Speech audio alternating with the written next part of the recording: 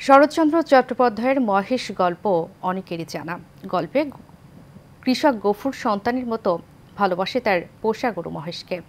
মহেশ গল্পে মালিক ও পশুর মধ্যে যে ভালোবাসা, এবার সেই গল্পের আধুনিক রূপ যেন বাস্তবে ফুটে উঠেছে বগুড়া শিবগঞ্জে। উপজেলার শিবগঞ্জ গ্রামের বাপ্পি কসাই যেখানেই যান সেখানে তার পিছু হাঁটে তার মহিষটি।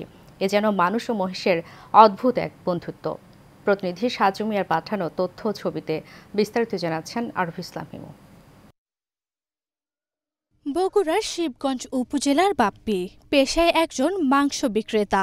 ৬ মাস আগে রাজশাহী থেকে ক্রয় করেন মহিষটি। মোটা তাজা করার উদ্দেশ্যে বাড়িতে লালন পালন শুরু করলে বাপ্পির সাথে হয়ে যায় বন্ধুত্ব।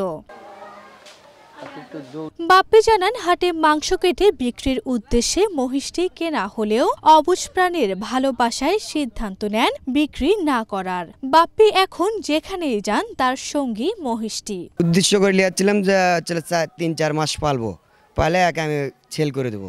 পরে যাই দেখি যে সেরকম ভালোবাসা মায়া হয়ে গেছে।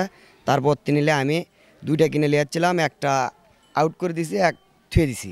মানুষের থেকেও বেশি ভালোবাসে, মানে কখন বাসাতে আসি কখন না আসি, ওই না এলে খালি চিল্লি করে, ওই রুমের মধ্যে খালি চিল্লি করে, মানে খিলেন দিলেন, তারপর ডুব গোসল দেওয়া, আমার পিছে পিছে বেড়ান ঘুরে বেড়ান, সেই রকম মায়ায় ভালোবাসায় পড়ে গেছে।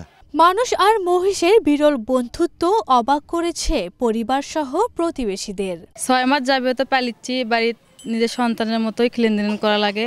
বাড়িতে না থাকলে কোনো জিনিস খায় না, মানে সিগড়ে করে সোল পড়লে লাগান দরদ করে মানুষ করে। যে মোষগুলো পালছে আগে, সেই মোষের চেয়ে এই মোষটা মনে করেন অন্য ধরনের। এমনভাবে তার পোষ মানাইছে যে কোনো একটা ব্যক্তিকে যে আঘাত করবে এরকম কোনো ব্যাড রিপোর্ট আমাদের কাছে আসে নাই। সব সময় সাথেই থাকে, পিছনে যায় আসে, যেভাবে ডাকে এভাবে মোষ পিছনে যায়, কারো কোনো ক্ষতি করে না। বন্ধুর মতো খুনসুটি করার পাশাপাশি হাঁটতে দেখে তাকিয়ে থাকেন এলাকার মানুষ, যা দেখে মুগ্ধ সবাই। আরভি ইসলাম হিমু, এশিয়ান টেলিভিশন।